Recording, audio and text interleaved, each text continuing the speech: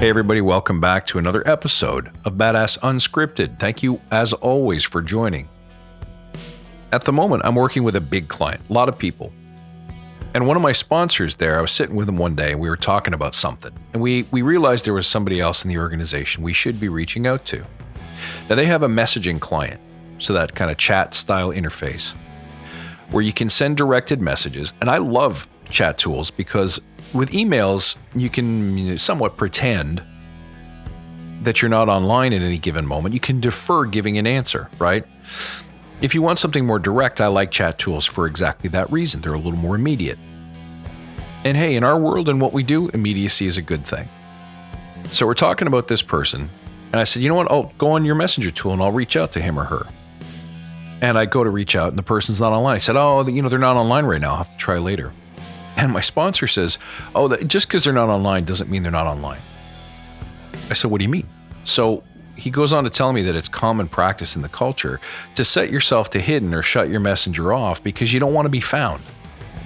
And that kind of started my mind cranking a little bit. Like, what kind of culture have we created where people feel like in order to have sovereignty over their own time, which I believe, if you know me, that if you can't manage your own work, if you can't direct your own time, then you're not free. It means that management doesn't trust you. It means that they view you as a resource that is to be scheduled, rather than a person like creative soul, a person who innovates and a person who contributes meaningful work because they want to. So I'm a big believer in being able to control your own time. But if it's to the point where you have to hide, and to my mind, shutting off Messenger when you're online ready to work is the same thing as locking yourself in a closet. Now, I get it if you have some serious work to do, some deadlines to hit against, or you're in the middle of a training session, you don't want to be disturbed, it's poor etiquette, then of course you turn it off.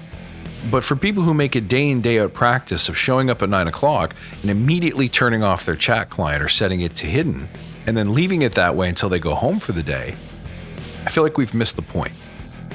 So if this describes your work culture as well, set an example, be online, and advertise to people, hey guys, if you want to reach out to me, if you have a question that pops up in the here and now, if you see me online, I'm available. Shoot me a note, ask me a question, ask me anything. I'm here to help. That's what I do. Alternatively, if that doesn't work for you, you can say, for example, that my online hours are between 9 and 11 every day, and then again from 3 to 4 p.m. I'm always available during those times.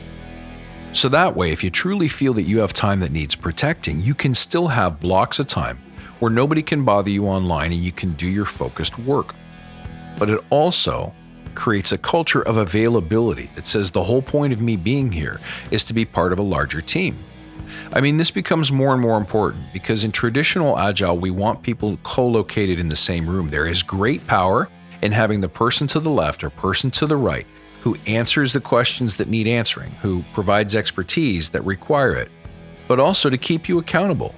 Hey, you said you're going to have that thing done today. Is it checked in? Right? If you're face to face, that's a little bit of an internal motivator. That really boosts productivity. But if you can't be in the same room because you live in another city, or if you work on another floor, or if you're in a completely different country or time zone, then having that online time, to my mind, is crucial because one of the benefits of Agile is if you send a blocker out into the world or a question or a request for information, and the person who solves it for you is immediately available, i.e. sitting right next to you, i.e. available on chat to answer the question, that's a force multiplier. But if we've created a culture of hiding, then I would go so far as to say we're not truly Agile. So as always, something for you to think about. How can you be an exemplar? How can you lead differently? And show people that they don't have to be afraid of making themselves available and can still protect, manage, and own their own time. Friends, thanks for being true believers. As always, you can find me online at badassagile.com or on Twitter at badass_agile and on Instagram at badassagile.